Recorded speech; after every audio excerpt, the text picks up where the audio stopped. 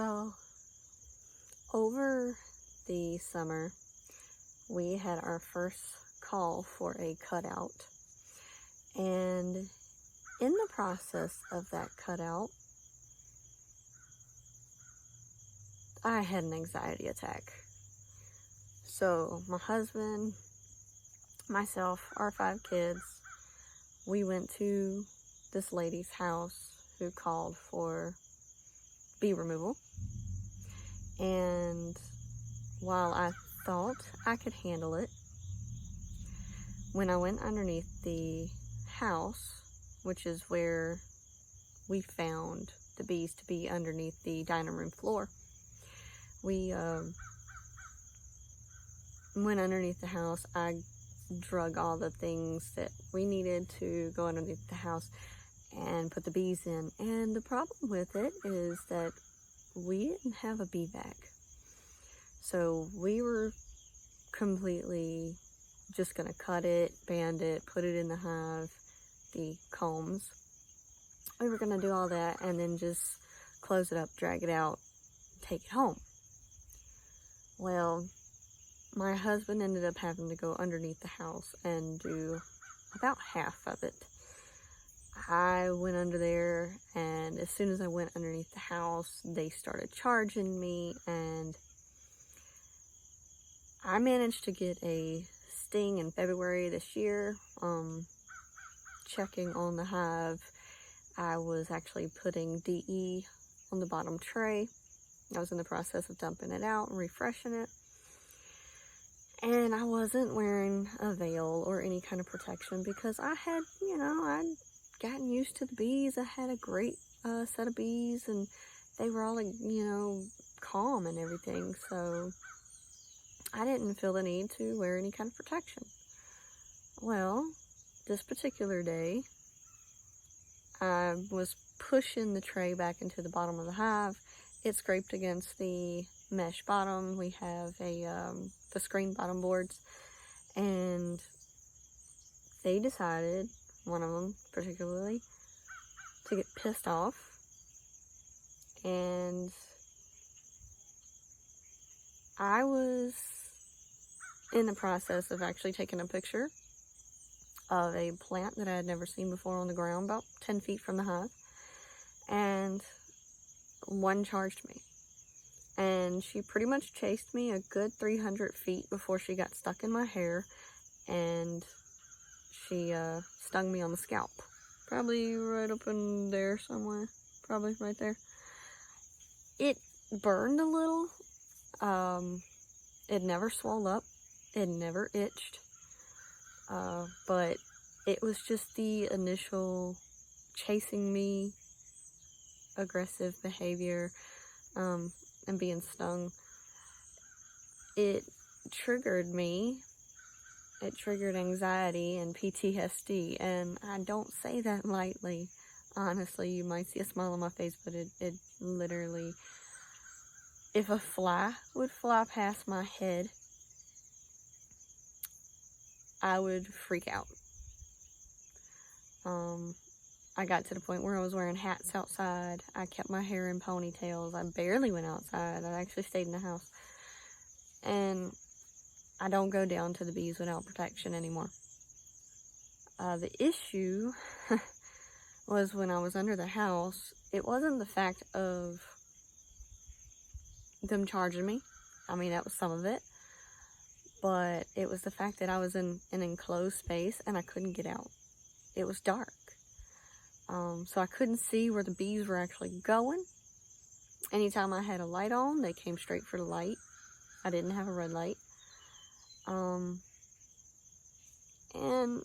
so I couldn't go back under there. Mentally, I could not handle it. I thought that I could, but I couldn't.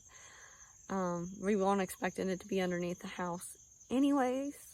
The entrance to the house is all the way on the back, and the bees were all the way in the front. So it was one of those situations where you were really, you had to crawl quite a ways to get underneath the house. So that messed me up. And my husband has bad knees. He had knee surgery a couple years ago because he crushed his knee in a car accident. And so he only has half a kneecap, so that doesn't really make it to where it's easy for him to go underneath crawling on his knees. So we ended up having to call it quits for the day. I called another local beekeeper, and they were he was gonna let us borrow his bee vac, which was awesome, but I just couldn't mentally get myself to where I was ready to go underneath the house and vacuum bees.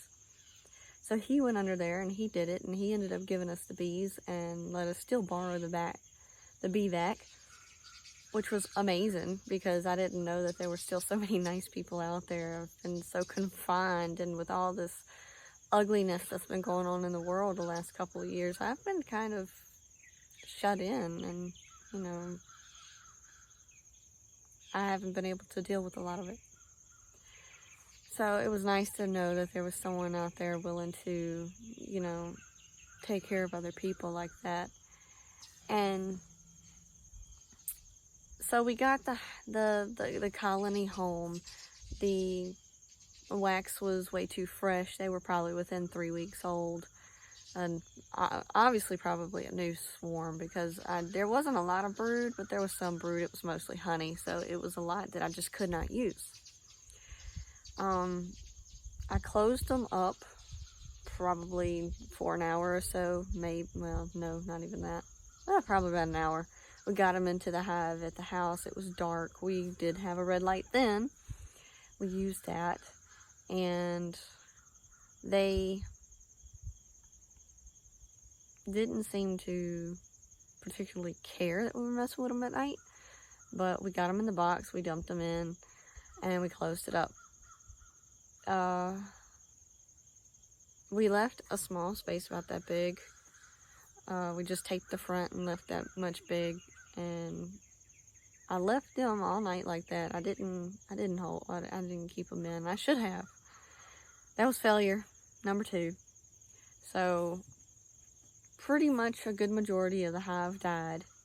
Don't know why, because I checked on them, less than 12 hours later, and a lot of the bees were dead on the bottom, and there were very few actually on the comb that we were able to salvage.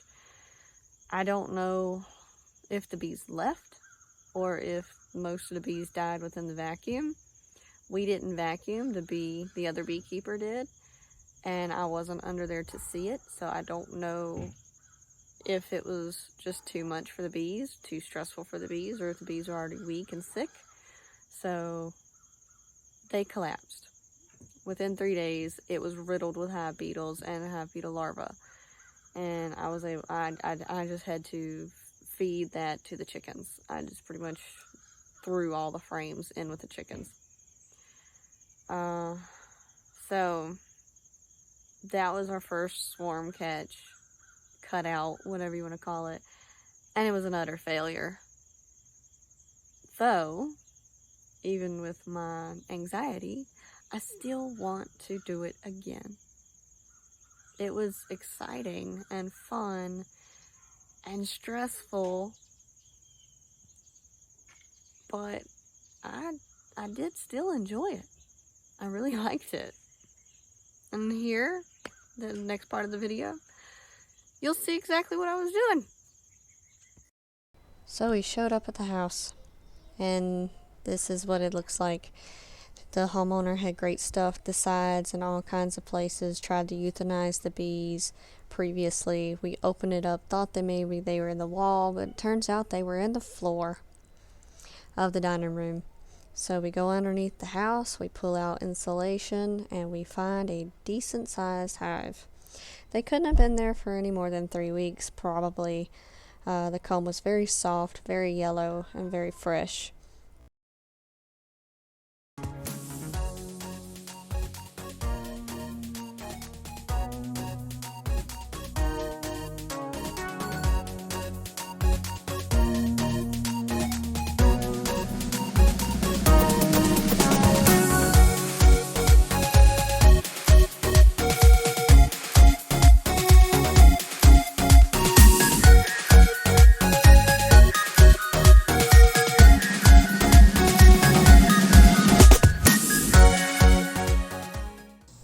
this is what was left of the hive. Ain't really much. They pretty much, I think, just flew off first thing in the morning. Again, it was my mistake, so this is what I have to deal with. There are a lot of mistakes within this first cutout, but you live and you learn. I hope you learn a few things from my mistakes so you don't make the same ones. Hope you enjoyed the video.